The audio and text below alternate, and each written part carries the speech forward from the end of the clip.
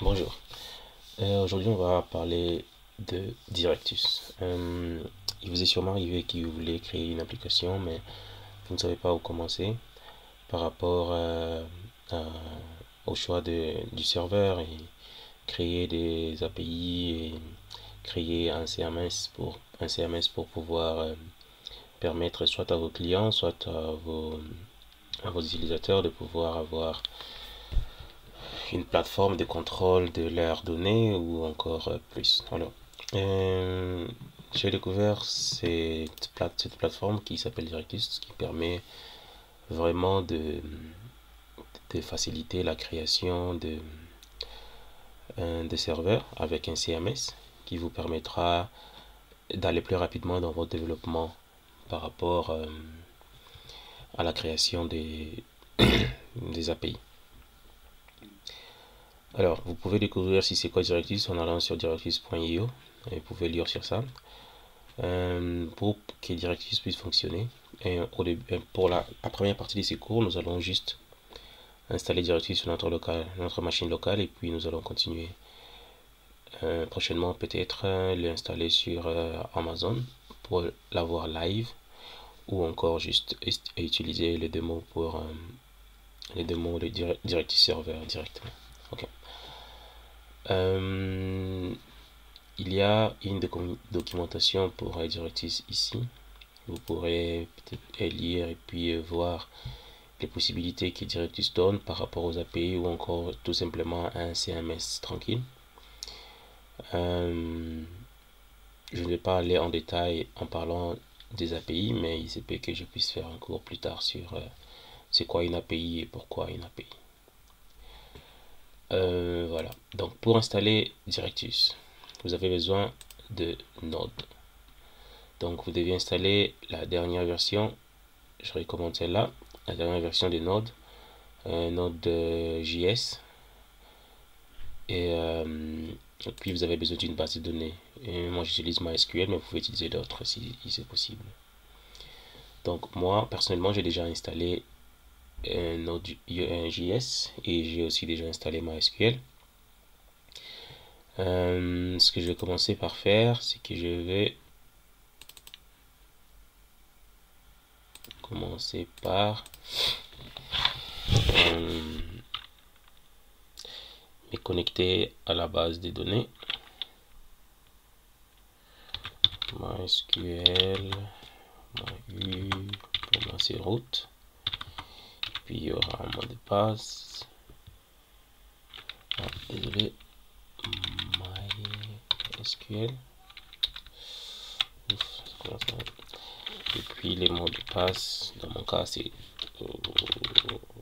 route. Alors, je vais voir quel genre de base de données j'ai dans mon SQL Server, show databases. Pour Directus, j'ai besoin de créer une nouvelle base de données. Et juste pour ce cours, je vais appeler cette base de données Directus. Donc je vais create database if not exist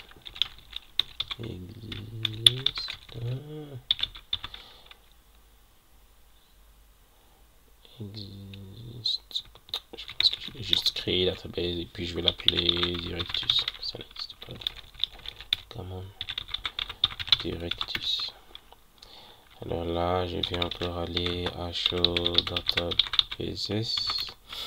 Et là, j'ai ma base de données qui s'appelle Directus. Alors, je vais garder cette table ouverte. Alors, je vais créer un nouveau document, juste un projet, ou folder. On peut dire, j'utilise Linux, mais vous pouvez bien sûr l'utiliser d'une façon normale aussi. Je peux créer un document dans, par exemple, je peux créer un document directement ici. Je l'appelle mes projets. J'aime bien ne pas mettre. Et à l'intérieur, puis je peux juste aller sur mes projets, et à l'intérieur de mes projets j'ai créé un autre qui s'appelle mon premier serveur. Ouais, et là je vais dans mon premier serveur. À partir d'ici je pourrais alors installer Directus. Donc ce qu'il doit faire, je dois vérifier d'abord que Node est installé, et ma version elle est de 18.17.1, et après je ferai npx Directus init. Et là il me demande si j'ai besoin d'installer Directus 10.6, hein, c'est la version avancée, et vous pourrez aussi lire sur l'installation de Directus. Il y a introduction, et puis vous allez de page en page jusqu'à ce que vous allez. Mais pour self-hosted, c'est ici, Quick Start. Il montre une méthode pour le faire sur Docker. Et puis vous pouvez utiliser les CLI, c'est ce que nous faisons maintenant pour installer Directus. Alors, on va rentrer ici, c'est pas encore fini.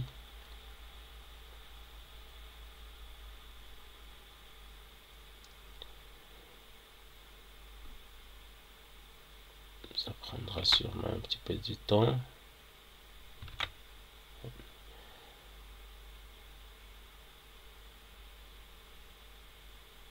Donc comme je disais, vous pouvez l'installer sur votre Windows, vous pouvez l'installer sur votre Linux ou encore sur Mac. Et la procédure est la même chose. Tout ce que vous avez besoin, c'est d'installer Node.js et d'une base de données, que ce soit locale ou online. Alors là, il ne faut pas vous inquiéter sur cette erreur qui apparaît. Et juste avec mon curseur, je peux par exemple choisir quelle base de données j'ai besoin d'utiliser. Et là, j'ai choisi MySQL. Et il me demande le nom de host. Le fait que moi, je suis dans l'ordinateur local, mon host sera bien sûr localhost ou encore un 127.0.0.1. Donc je vais cliquer entrée. Le port, mon port il est default, donc c'est 3306. Le nom de la base de données, c'est ce que j'ai créé ici. Et dans mon cas, j'ai créé qui s'appelle Directus, donc j'ai pas besoin de changer de nom. Au cas où vous avez créé une autre base de données, vous mettez une autre. Moi, je vais juste faire entrer. Et puis, il me demande l'user. Et dans mon local, mon user c'est root. Et ma base de données, c'est root.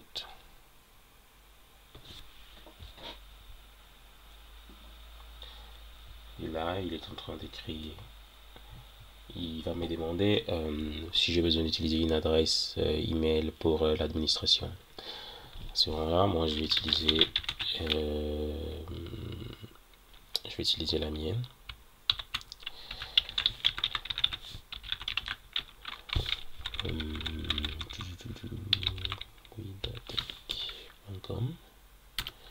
Et les mots de passe.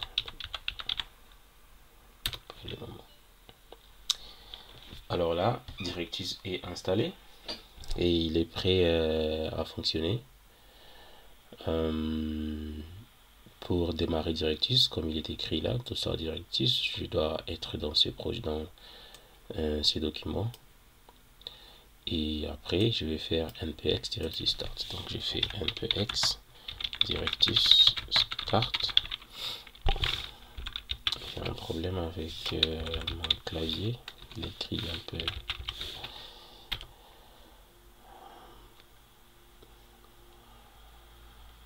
Voilà, on attend un petit peu, ça dépend de la rapidité de votre ordinateur. Celle-ci n'est pas aussi rapide que ça, comme c'est Linux. Donc là, je vais aller à localhost ou encore 127.0.0.1 et puis le port c'est 8055. C'est comme il est écrit, vous le verrez aussi ici. Dans ces cas, il met 000 pour dire qu'il est ouvert pour tout. Voilà, on va aller là. Et là, nous avons l'administration, la page d'administration login pour Directus. Et j'espère que j'ai pas oublié quel email j'ai utilisé. Puis les mots de passe, c'était juste. Voilà. Je peux juste enregistrer. Alors, quand vous allez dans Directus, vous verrez que ça ressemble à ça. Donc, il y a plusieurs choses à découvrir ici. Alors, je vais diviser le cours en deux parties. Comme ça, prochainement, nous allons parler de la plateforme Directus et quelles sont les tables de la base de données qui ont été créées quand nous avons créé notre Directus. Et nous allons juste essayer de créer quelques tableaux et voir comment ça fonctionne. Et puis la troisième partie, ça sera comment utiliser les API des Directus. Voilà.